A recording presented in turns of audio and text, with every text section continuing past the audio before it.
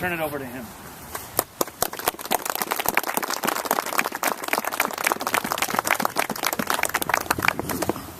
You know, we're all here to remember this day, November 30th, 1864. And I might add, it's wonderful to see young folks here, the little ones here, because they're the ones going to be carrying this on long after the old folks like myself move on across the river. One man said that this was a soldier's fight. The sum of the strategy was to hold it the few square feet of ground and hold it to the end. Another soldier said the pandemonium of hell turned loose was like a Methodist love feast compared to this. As many of you know, the advanced federal line, half a mile south, Wagner's 2 brigades, Conrad Lanes, out in front. One courier rides back to Wagner. What does he say? Tell him to fight. Fight him, I said. T.C. Gregg rides back to Wagner by the cotton gin. He says, you tell Colonel Conrad, 2nd Division, and whip all hell. The center is pierced by the Texans. They're being flanked out by the Missourians and Sears Mississippians. And that first moment of truth, about 4:35 or so p.m., 4:40 maybe, half a mile race, Yank, Rev, Northerner, Southerner, Federal, Confederate, whatever you want to call them, coming right up the gut pell-mell. Of course, the Federal officers yelling, hold your fire, hold your fire. And 50 yards from the works, as General Gordon said, all hell exploded in our faces. As the Confederates, with that high-pitched rebel yell, they burst through the center, capturing that 20th Ohio battery behind you, and the 1st Kentucky battery by that disgusting, pathetic, and despicable Domino Pizza that will be gone soon. Thank goodness. And by the way, they're nice people that work there. They're not mean people. They work there and make a living like everybody. But yes, we don't want that there, obviously.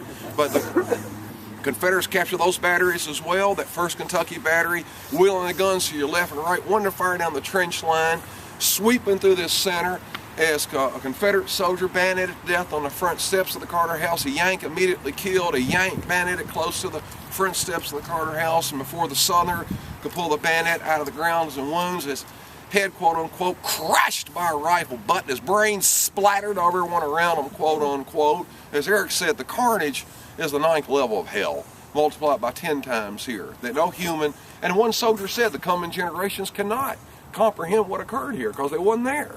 There's no way any of us can comprehend the true magnitude of this horror. And then, as most of you know, but for the little ones, 150 yards or something north of us, Emerson Updike's brigade, quote unquote, they burst out of the ground like demons, and both sides, all Americans, met on the run like waves crashing together where we're standing. They are clubbing, clawing, bayoneting, strangling, gouging, shooting, and biting each other. By the cotton gin, of course, General Claiborne would fall. Charles Chun, private, 21 years old, from Shanghai, China, 25th Texas Dismounted Cavalry, 24th, will lose his life. Captain Navarro, Hispanic, would die from the cotton gin. Jackson Hawkins Griffin, 46-year-old Texan, died from the cotton gin. Lieutenant Colonel Porter Olson, shot in the chest right around the house and carried off on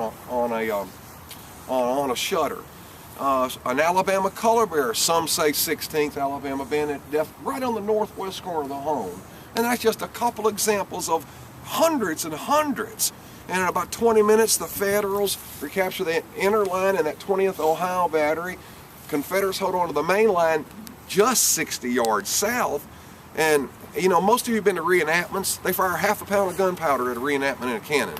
These cannons are firing, Napoleon's firing 2.2 pounds. And look what they're firing at. You can still see it now. The brown fence in the distance, 60-yard gap. They're firing at 60 yards, 12-pound Napoleons. And the Confederates in those trenches, hell, their friends are disappearing around them.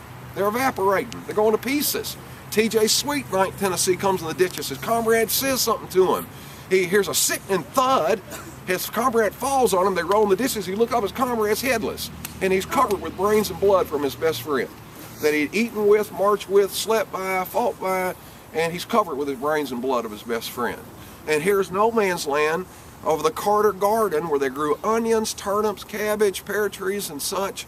Now it's attacked by the Confederates. They fall back. Now the Yanks attack. They fall back. Now the Confederates attack. They fall back. General O.F. Straw from Ohio, Confederate general, who was disowned by his father because he stayed with the South, All he said was, I wanted a free and independent nation. That's all I wanted. He's loading like a private, just 60 yards from us, or 70. And one soldier says, what shall we do, General? Keep firing, keep firing. He takes a neck wound, crawls a few feet, tries to go with the command of Colonel Stafford. He's already dead, FSS Stafford, found standing up in the garden dead, 31st Tennessee.